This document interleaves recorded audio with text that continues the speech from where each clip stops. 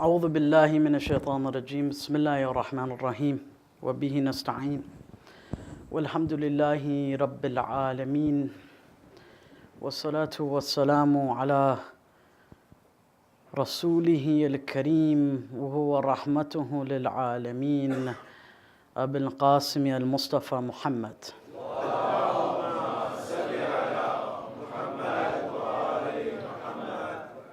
والصلاة والسلام على أهل بيته الطيبين الطاهرين المعصومين المظلومين المهديين الميامين ولعنة الله دائمة على أعدائهم أجمعين إلى قيام يوم الدين.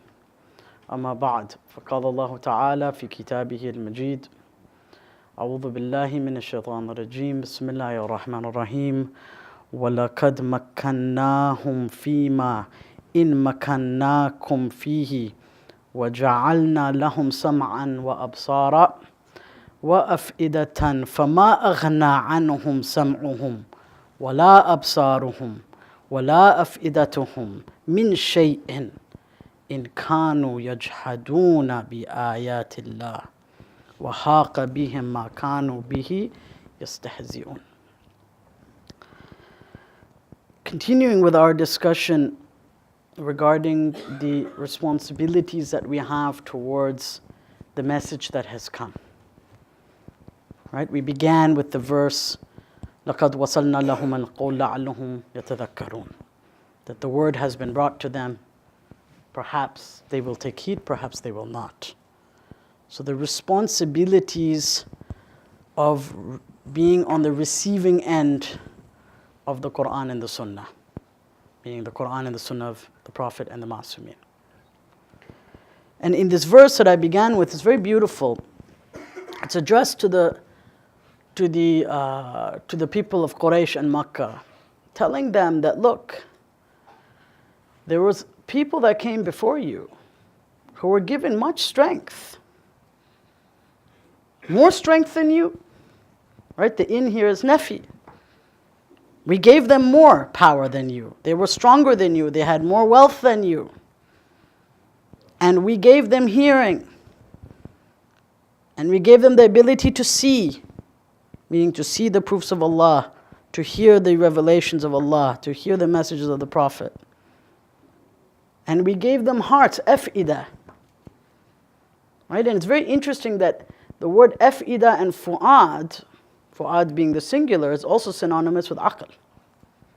Right? If you go look up the word in Lisan al-Arab and the various books of Arabic language, the various lexicons, you see that the word heart and aql here are synonymous. We gave them hearts and we gave them intelligence. So someone could be smart, but their heart could be dead. That the true intelligence is in understanding what is permanent and what is not permanent. Who is permanent and who is impermanent. What is real and what is delusionary. Yet فَمَا أَغْنَى عَنْهُمْ سَمْعُهُمْ وَلَا أَبْصَارُهُمْ وَلَا أَفْئِدَتُهُمْ. Yet none of this was of any use to them. Not their hearing, not their sight, nor their hearts. None of them. Yet they were given, they had power, they had wealth, they had the means, yet it was all of no use to them.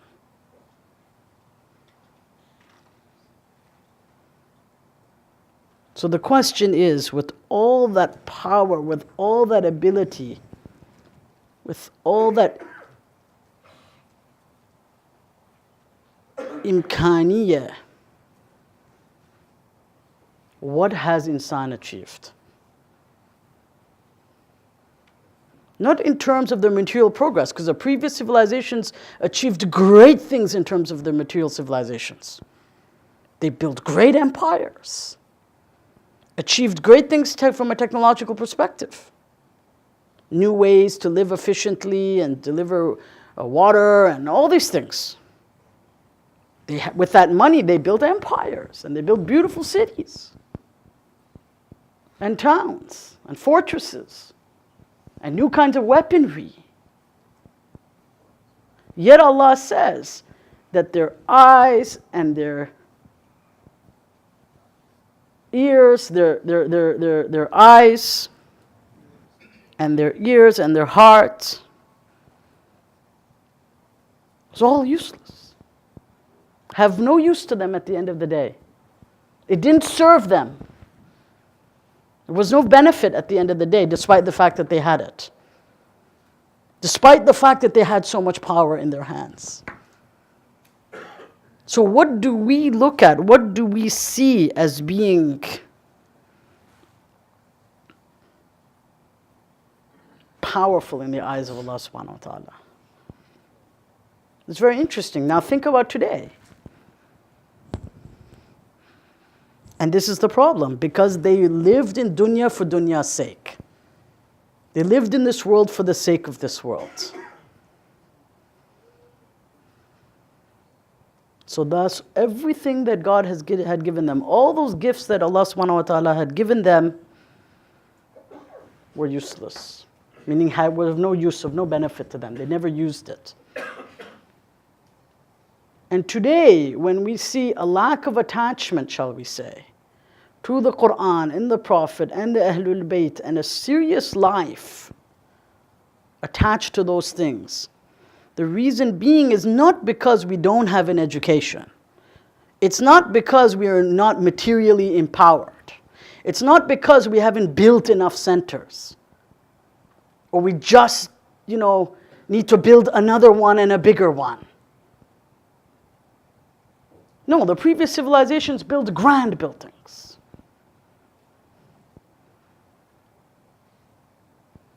But they never used the things that Allah gave them to discover His signs and His ayat.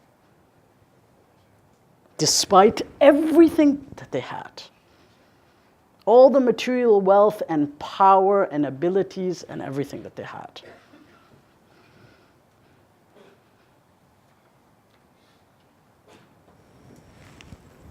And remember, last night I mentioned the Prophet's hadith. حَفَّتَ الْجَنَّةِ بِالْمَكَارِهِ. The Jannah is surrounded, so to speak, by the things that we don't necessarily like. The things that our inner self intrinsically doesn't like. Like we intrinsically don't like to get up and run. We would rather sit down, as I said last night. It's a tendency of human beings. We would rather amuse ourselves with things that have no benefit to us, because the animal self tells us that that's more enjoyable, that that's easier, that feels better. But at the end of the day, we will be asked, what have we done? Did we live a life of meaning, a life of purpose, a life of substance? A life of dhikr, fikr and shukr. Of remembrance, contemplation, and thankfulness to Allah subhanahu wa ta'ala. Through a life of ubudiyat and a life of worship and a life of servitude and khidmah. Did we live a life of purpose or not? That's what Allah subhanahu wa ta'ala is going to ask us. Sayyida Zahra, then, as we're continuing with the words of Sayyida Zahra, tonight we'll go to what she puts forward, what she mentions with regard to the responsibilities of the community, of the mu'mineen. Last night we spoke about the Prophet. The night before about Tawheed. Tonight we'll speak about the mu'min, the so-called believer. ثُمَّ الْتَفَتْ إِلَى أَهْلِ الْمَجْلِسِ. Then she turned to the people of the majlis, of the gathering. She said to them, Antum ibadullah. You are the servants of God. You are the slaves of God. Nasaba amruhu wa nahihi. That what His order and His prohibitions have been put upon you. What is wajib and what is haram is incumbent upon you to obviously abstain from and to perform. وَحَمَلَتْ دِينِهِ, and carrying this religion. Remember, she's not speaking about herself here. She's not speaking about Amir al-Mu'mineen. She's not speaking about Ahlul Bayt. She's speaking to the general audience. Muhajirun and Ansar. A group of people that have gathered there. Many, many, many men have gathered. Saying you have the responsibility of carrying, of upholding this religion. Hamalatu dinihi wa wahyi. Of upholding and carrying the responsibility of this religion and this revelation. Remember who she's speaking to. She's not speaking about herself as being a masoom. She's speaking to each and every one of us. وَأُمَنَاءُ اللَّهِ عَلَى أَنفُسِكُمْ.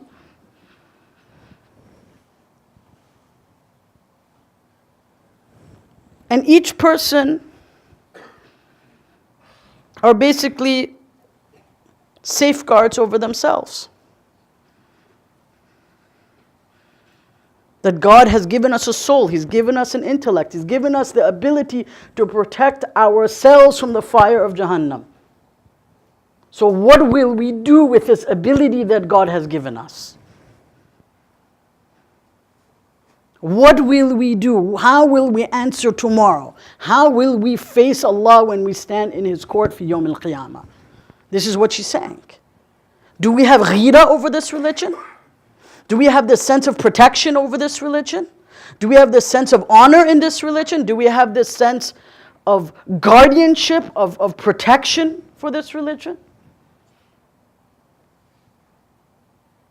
This sense of profound honor, this sense of profound mas'uliyat, profound responsibility in being Muslim, in being given the grace and the benefit of being a Muslim, of accepting the message of Allah and His Messenger.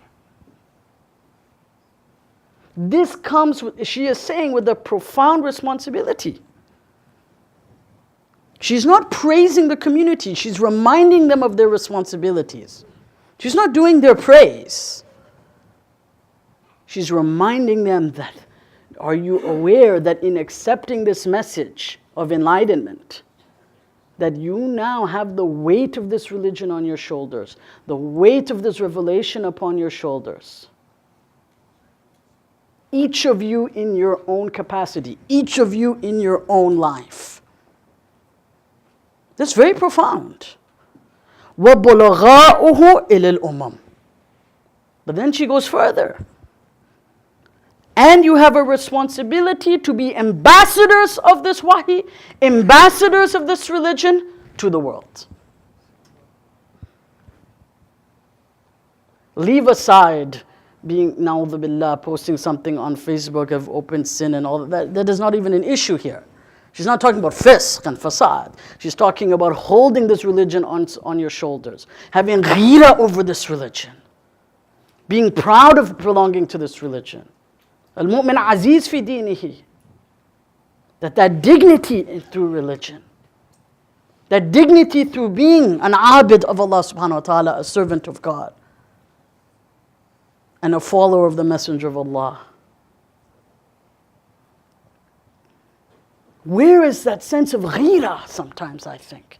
That sense of honor, that sense of possession of this religion, that sense of wanting to protect it and preserve it and love it and cherish it at every corner, at every point in our life.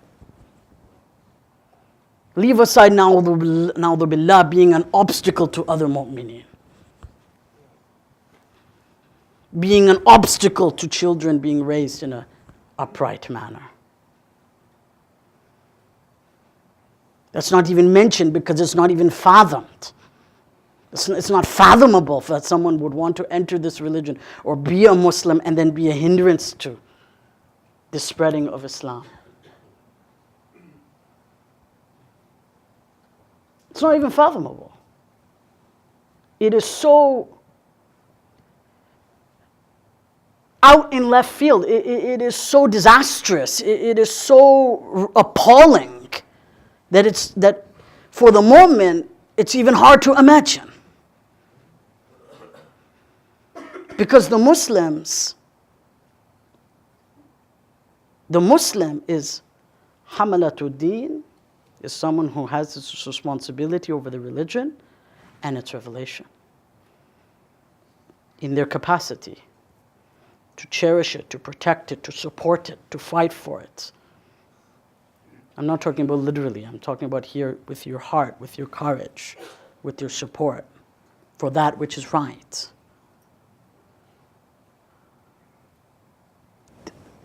This is what she expects of the Muslims.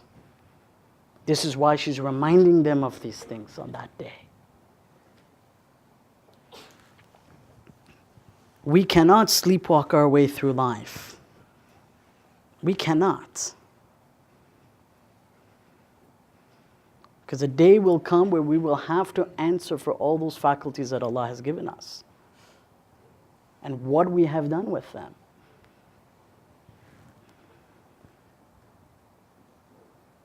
You know, and it reminds me of someone that I was very near and dear to. He was dear to me, I was dear to him. From this community, Muallim Muhammad Hussein Karmali. I mean, he really, when I look at his life, for those who knew him, he passed away in Orlando a few years ago, I believe in his 80s, well into his 80s. Why would a 35 or something year old, mid-30s person befriend a man in his 80s? Why did we become such good friends? I sometimes wonder. Talking on the phone, we would always meet one another. Alhamdulillah, I wrote the foreword to his last book, Dua Kumail. It was the honor for me to be requested to do that. And we had this intimate friendship, this sense of whenever he was in town, he would call me, "Go, come, let's meet, let's sit, let's do things together." And when I would be in Florida, likewise. Despite the fact that if you look on the face of it, we have nothing in common in terms of, you know, if you look at it from a purely material, secular perspective in that sense. But we both had this sense of zeal for the religion of Islam. The zeal for Ahlul Bayt. The zeal for knowledge.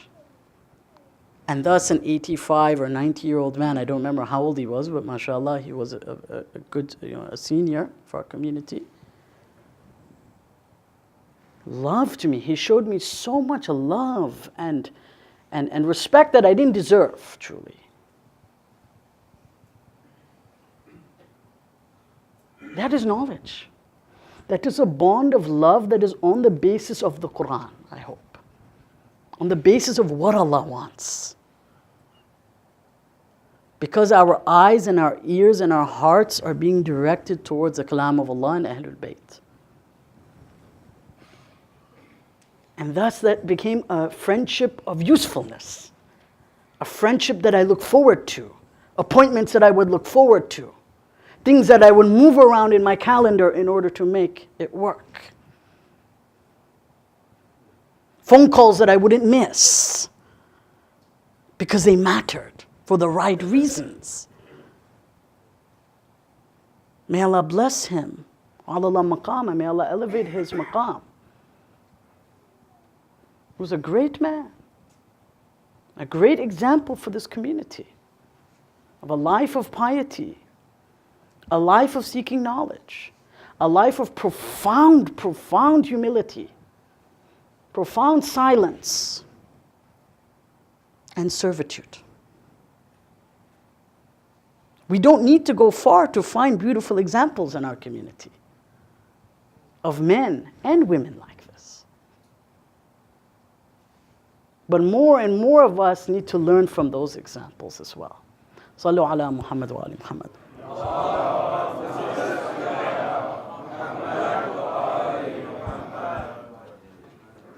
And it reminds me of the tradition of Amir al-Mu'mineen, where he says,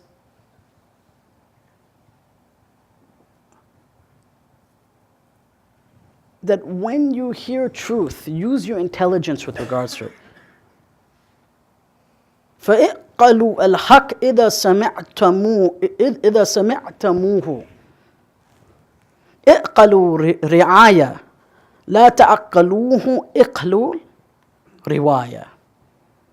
That don't treat it with your intelligence or with the faculties of your mind, that when you hear the truth, cherish it, preserve it, care for it. Don't just simply treat it as something, as a piece of information to pass on from here to here. فَإِنَّ رُوَاةُ الْكِتَابِ كَثِيرٌ. Because the people who transmit books and just simply pass on information, right? Forward it as received. وَرُوَاتُهُ قَلِيلٌ. But those who cherish it, nourish it, nurture it, are few. It's very easy to just pick up, let's say, a book of hadith and just read it. And just say, okay, well, I'm going to read from a book 1 by 1, 2, 3, 4, and 5, and 6, and 7. It's very different to understand. Understanding and transmission of information are two different things. Passing on information is different from understanding the information. The Quran expects us to be people of understanding. That's what Allah subhanahu wa ta'ala will question us about. Not be parrots that just transmit material from one person to the next, from one person to the next, from one person to the next. Many of those people can be found, dime a dozen. But those that cherish knowledge, care for it, nurture it, love it, are attracted towards its scent, its heavenly scent, in their own capacity, in their own context. But those people are very different from the people who don't. And the Quran makes a very clear distinction between these two groups. These two groups are very different from one another. Their attributes are very different. And their position on Yawm al-Qiyamah is very different. Sallu ala Muhammad wa ali Muhammad.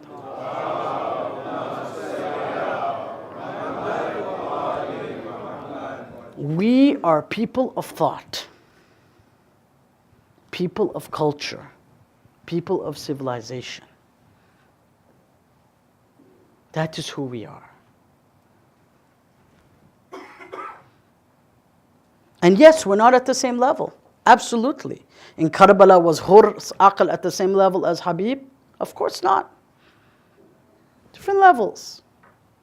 So I'm in no way saying everyone is the same level. Not at all. Everyone has different capacities, different levels. But we can't simply sit on our hands. That's what I'm saying. And just be content with mediocrity. That is unacceptable. That is an unacceptable way of life according to Allah subhanahu wa ta'ala. That just won't be accepted. The Quran is clear on that. The Sunnah is clear on that. Mediocrity is the worst attribute of a person. To settle with mediocrity.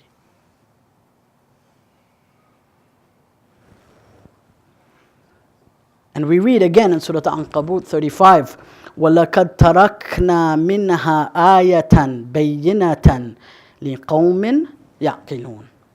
So with regards to the people of Lut, and we left for them, after destroying that civilization, we left a clear sign for the people, for a people of aql. For the people of aql, we've left them as a sign. Meaning, after seeing what had happened to them, if we have aql, if someone has this sense of understanding, this sense of intelligence, They must see the power of God. They must begin to understand the power of Allah subhanahu wa ta'ala. They must. And if they don't, if they refuse,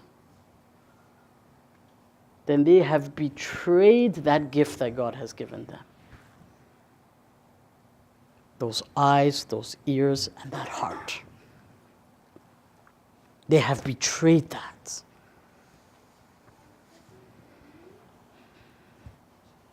And then they have not only that, then they have failed to hold up this religion, to protect it, to love it, to cherish it, and defend it.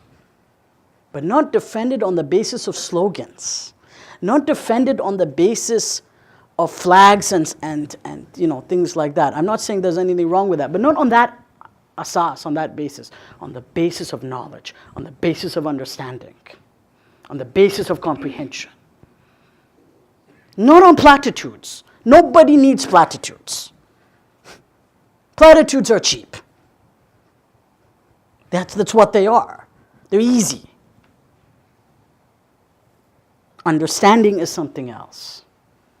Everything that is difficult takes us to Jannah. That's what the Prophet said. The things that are difficult take us to Jannah. The things that are easy take us elsewhere. Platitudes are very easy. Very easy. Forwarding something's very easy. Very easy. It requires no effort. No thinking, no thought. There's no effort in it, truly. That's not what Allah and His Messenger are looking for. That's not what Sayyida Zahra is looking for. That doesn't mean that those individuals are holding this religion and this wahi and this Quran. No way. وَبُلَغَاءُهُ إِلَى الْأُمَمِ and then carrying it to the world. Bringing it, being muballighin to the world. The expectations that she has upon us are great. And we take her name. We do. But sometimes I ask in our hearts, do we take it in vain? I'm not saying we do. We have to ask, do I take it in vain even a little bit? Even is there a fraction of vanity? Because what she expects of the Muslims might be different from what we are doing, from the life that we are leading, from the habits that we have. It may be. And that's okay, because the door of God's mercy is always open. And the moment is always hopeful. But that requires that moment where the light turns on and says, wow, okay, maybe I shouldn't be a person of platitudes and slogans. Maybe reduce the slogans a bit. I'm not saying there's anything wrong with that, but work on my development of understanding this book and this deen and the haram and the halal of it. Because that's what she's emphasizing upon. And today we see a very dangerous movement. A very dangerous movement. Before I get to that, recite a salawat ala Muhammad wa ali Muhammad.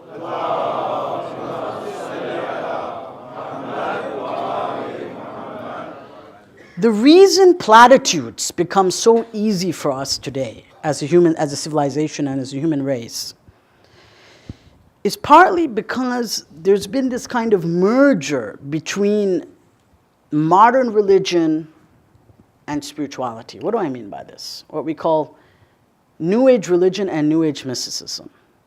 There's the idea that as long as I feel God in my heart, you'll hear this sometimes from people, maybe not from people here, but I've heard this, that I feel like I'm on the right path, I feel spiritual, right? It's a culture of feeling, this culture of, I feel good about it, Maulana, it should be fine to me, I feel good, I'm marrying a Buddhist, but the guy says, I feel good.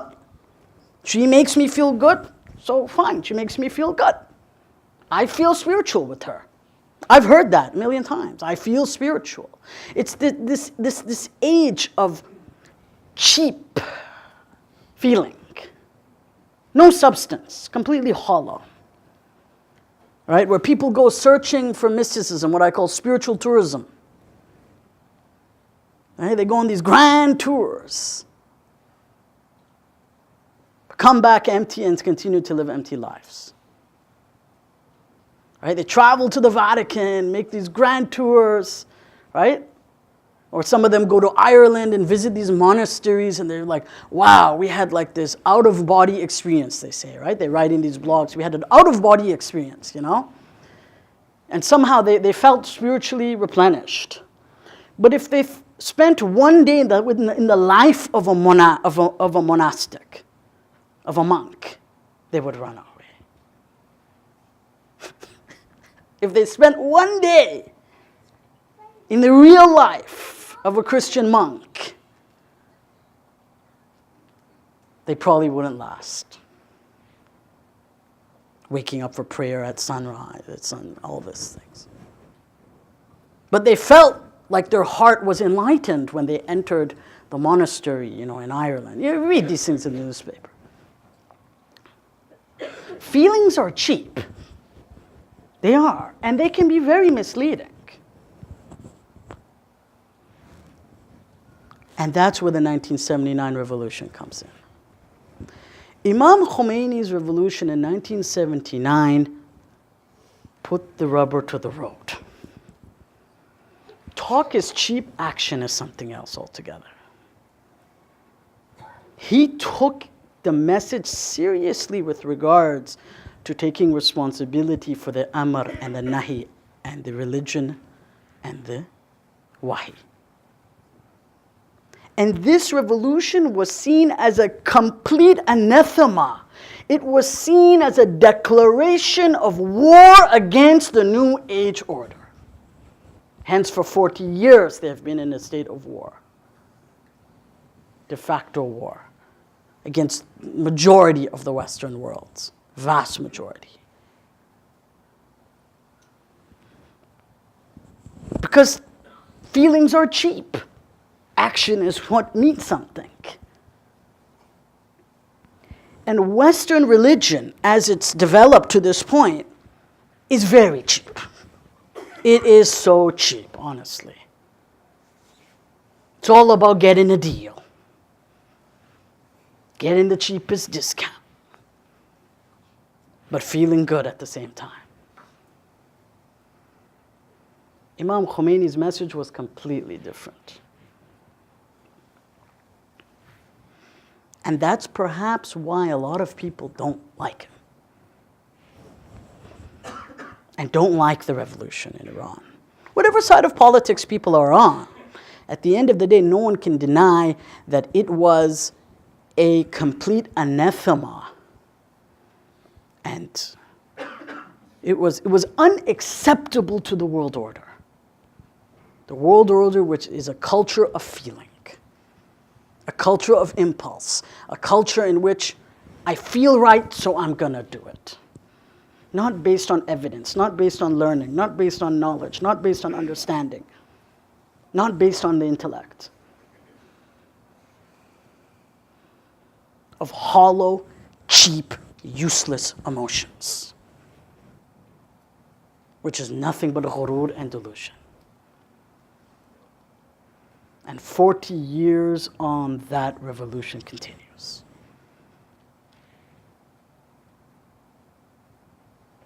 Even from a political science perspective, even non-Muslim political scientists write it like this. Whether they agree with him or they disagree with him is a different story, but that's how they paint the picture. They would consider him to be medieval, fine. They can say what they want. Medieval, backwards, whatever it is that they want to say.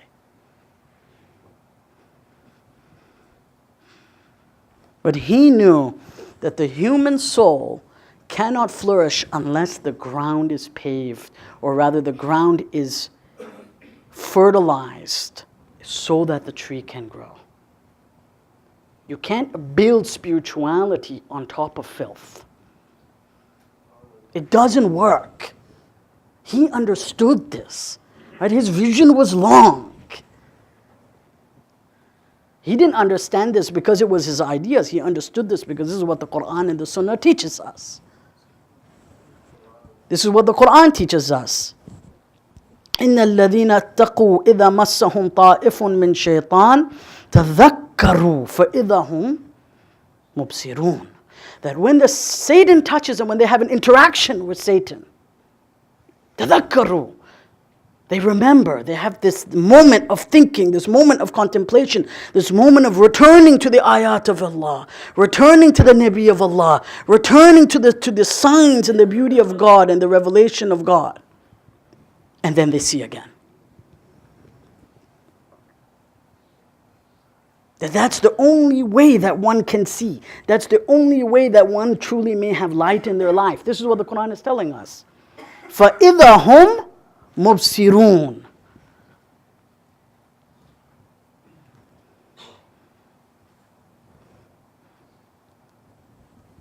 And the truth is that the majority of people, and we see this today in the United States, we see this all over the world, the majority of people are people of slogans. Make this great again or that great again. That's the way the world works. And it reminds me of Martin Luther King. What an article he wrote. Dr. King wrote an article in the mid-60s called The Cry for Justice. In it, he quotes Hitler. Hitler says that dictators capitalize on what? He writes in his memoir, Mein Kampf. He says, I use emotion for the many and reserve reason for the few. This is what Muawiyah did, isn't it?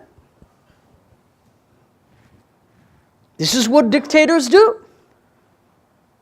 This is their de facto media campaign. They use emotion and intellect for the few. Evidences, intellectual discussion, intellectual investigation. Who wants that? Just appeal to their emotions. Don't bring them evidence. Don't bring them intellectual arguments. God forbid they may think. God forbid they may use their minds. God forbid they may ask questions. How did Hitler get the vast majority of the most educated country on earth? Germany at the time. The largest number of PhDs, as far as I remember. Yes, to become some of the most vile and most disgusting human beings that ever walked the earth. That would kill and maim and torture millions of people because of their race. That includes us. Brown people obviously were thrown into the mix. How? This is a question I remember one of my doctoral teachers, one of my doctoral instructors, I remember in a seminar, he once opened a book and he asked a question. And he said, Germany also had the most number of PhDs in theology. Do you know that?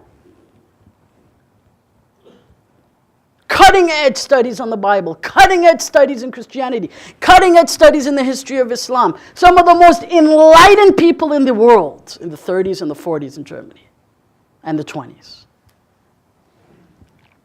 Yet they remained silent as he butchered and gassed millions of people.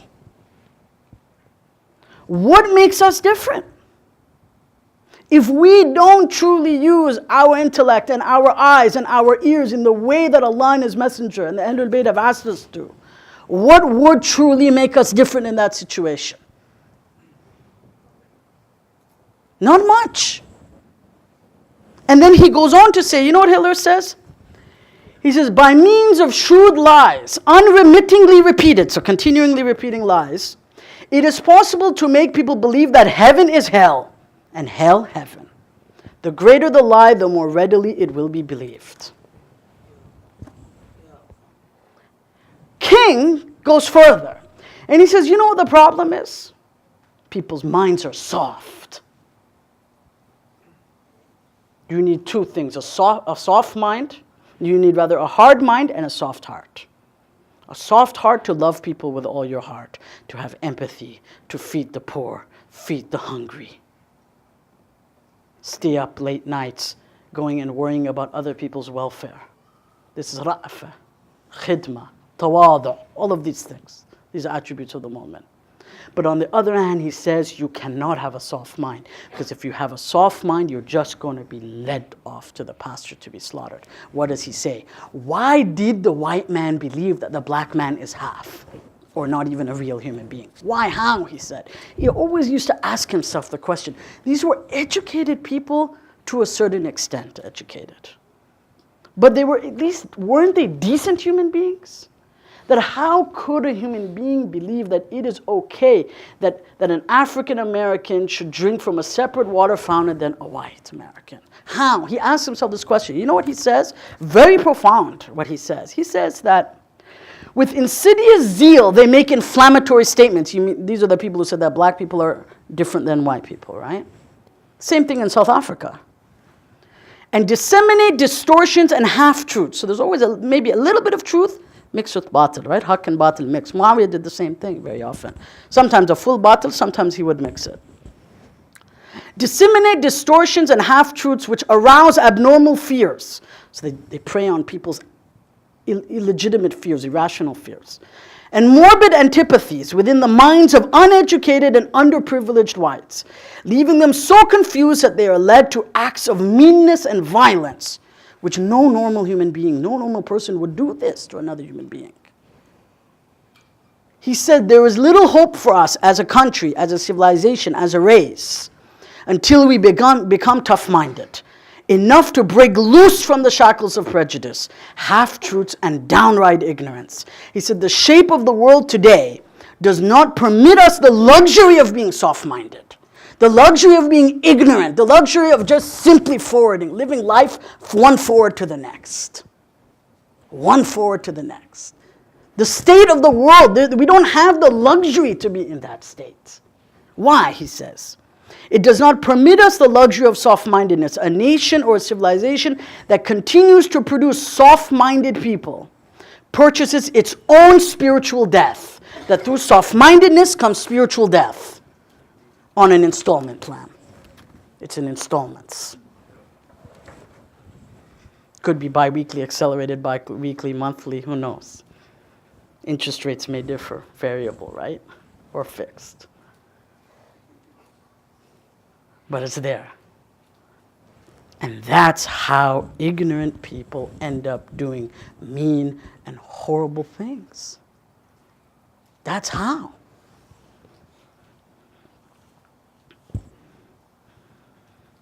And that, unfortunately, is why sometimes a Muslim child may come into a Muslim community wondering why they're different. And you would think different as in how? Different because they follow Islam and the majority of people around them don't. That's how something like that could happen. Or a large number of people don't. Why they have to justify faith. That's how it can happen. Because of soft-mindedness. Their parents were soft-minded. Their parents were ignorant. Their parents didn't know, didn't truly have fahm of this deen. They were just taught with slogans and platitudes by whomever they were taught, in whatever part of the world they were taught. And thus they raised children. And then eventually children realized that it doesn't make any sense to me.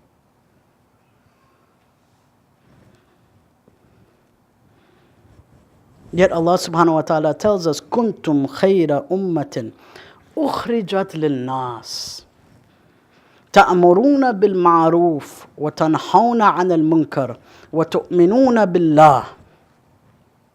And the ayah continues. That you are the best of communities brought forward to mankind, to humankind. The best. Why? Because you implement that which God has said to be good and you prohibit that which God has said is bad. وَتُؤْمِنُونَ بِاللَّهِ. And then they believe in God. Why? Because belief cannot grow when the soil is corrupt. Iman cannot grow when the foundation is corrupt. When the foundation is filled with filth. It cannot. The Quran is clear here. This is why Ayatollah Makarim explains that to set the foundation for the flower of Iman to grow, that soil has to be ripe, it has to be ready.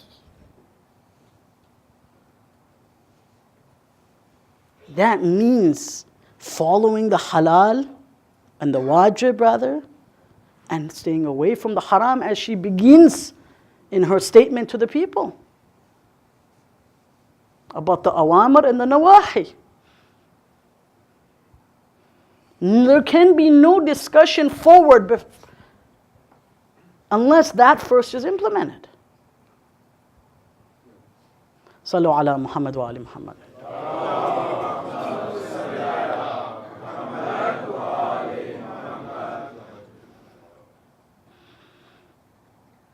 I'll complete the discussion tomorrow night, inshallah, as I wanted to share a few things about Sayyida Zahra tonight, inshallah. Sallu ala Muhammad wa ali Muhammad.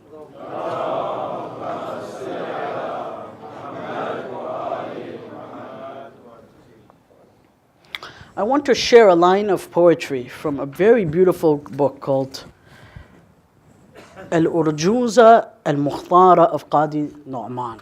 Qadi Nu'man was the founder of Al-Azhar University, one of the most famous Ismaili jurists, well, the most famous Ismaili jurist that ever lived. Some say he was 12 or Shia. There's a debate anyhow. But he was a great scholar, wrote books of hadith, tafsir, many books. Founder of Al-Azhar University, essentially, okay? The first chief qadi of the Fatimid Empire. Very early, he was contemporary to Khulaini, actually, right? Because he died in 323, yeah.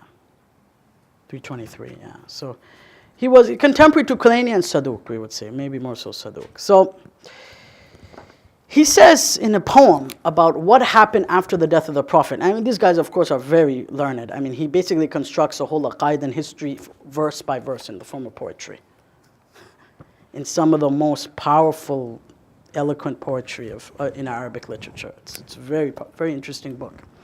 He says, فَجَلَسُوا إِلَيْهِ حَتَّى يَنْظُرُوا, that the community, the followers of Imam Ali came to his house, they sat in front of him, they looked at him, مَاذَا يَرَى فِي أَمْرِهِمْ يَأْمُرُوا, that what will he command them to do now? Now that Saqifa has happened, what do they do? What's the next steps now? Where will they go? فَجَاءَهُمْ, and a man came to them. I'll omit it, but anyhow, a man came to them, the man who was responsible for Saqifa. فَجَاءَهُمْ فِي جَمَاعَةٍ إِذَا لَمْ يَرَوْا لِمَنْ أَقَامَ تَاعَةً. Now he saw that they were not obeying the Khalifa of the time. They were not giving obedience where they felt obedience was to be given after Saqifa. And then حَتَّى أَتُوا بَابِ الْبَطُولِ فَاطِمَةٍ. Then they came to the house of Batul. وَهِيَ لَهُمْ قَالِيَةٌ مُصَارِمَةٌ. And she was not going to have any of it. She rebuked them. She would not have it.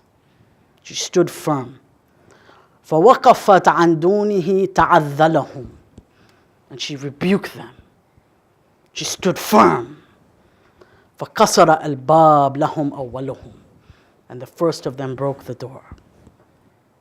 فَاقْتَحِمُوا حِجَابَهَا فَعَوَلَتْ. And they violated her hijab. اقتحموا حجابها فعولت, and she screamed. And she screamed. Imagine, close your eyes.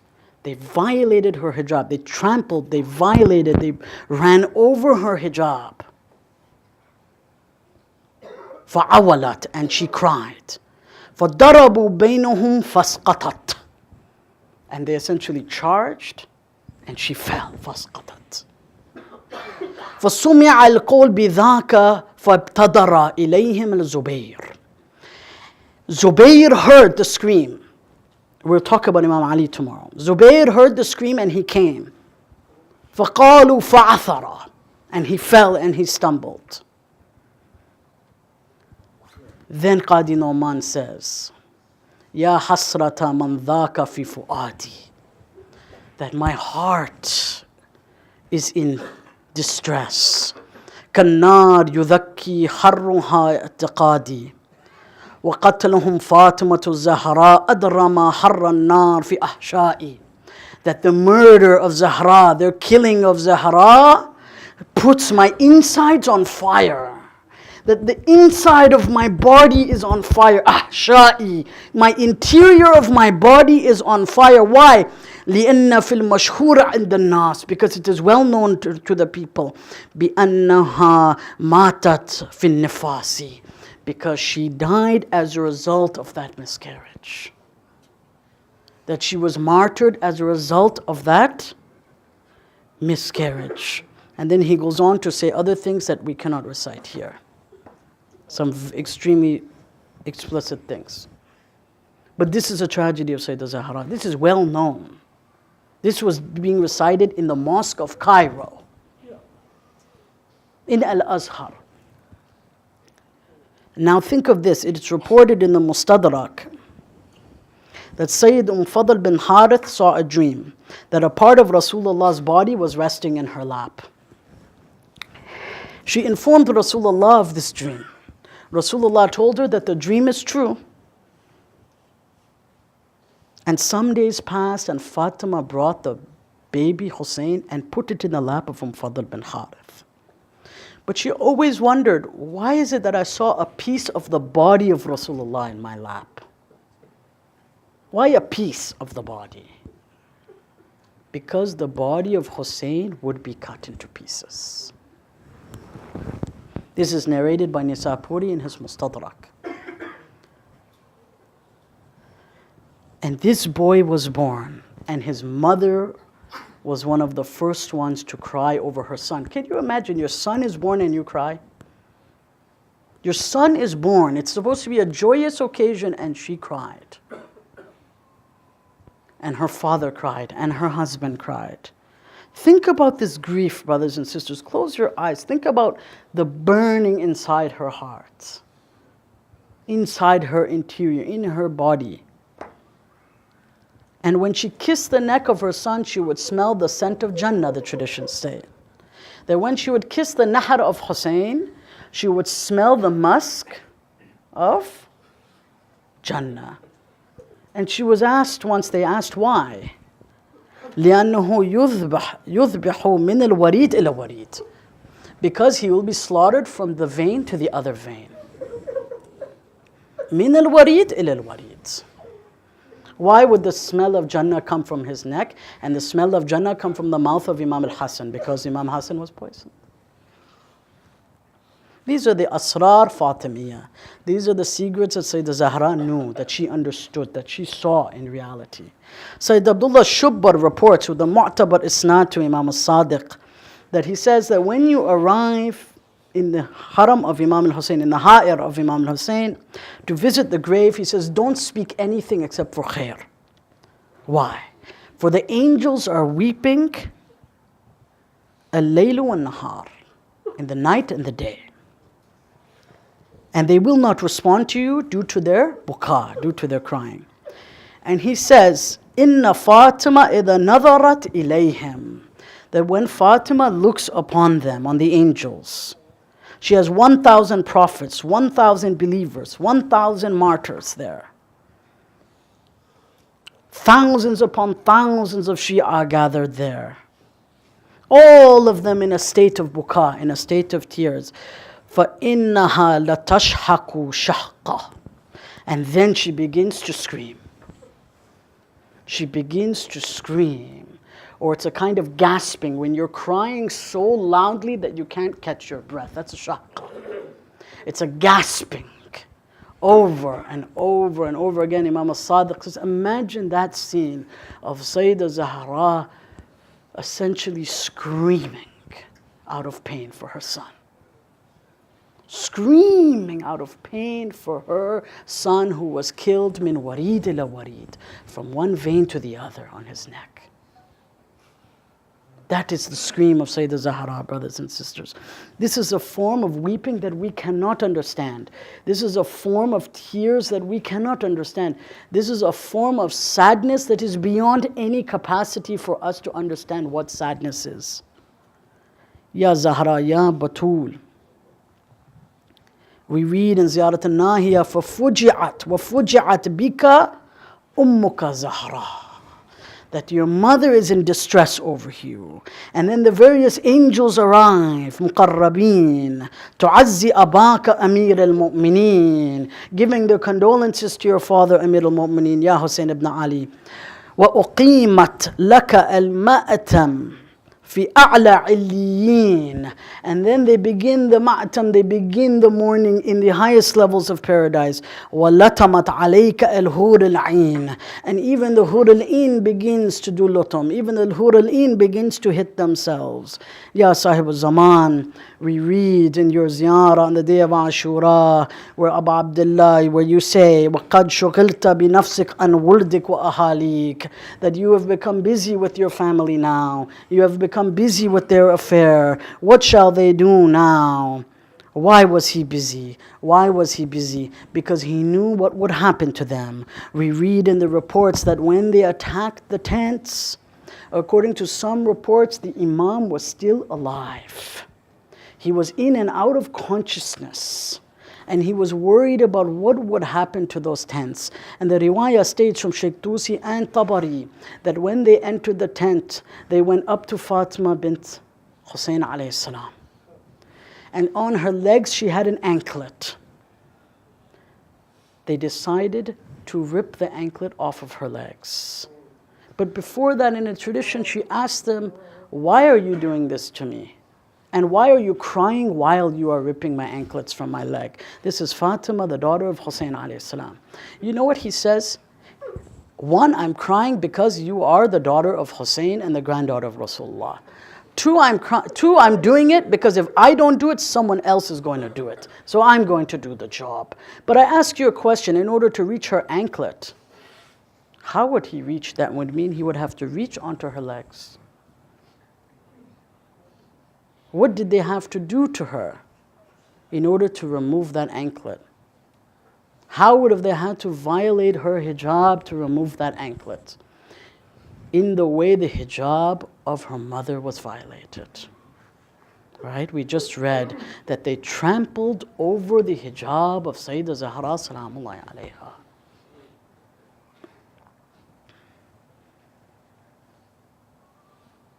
That hell certainly has a special place for these people.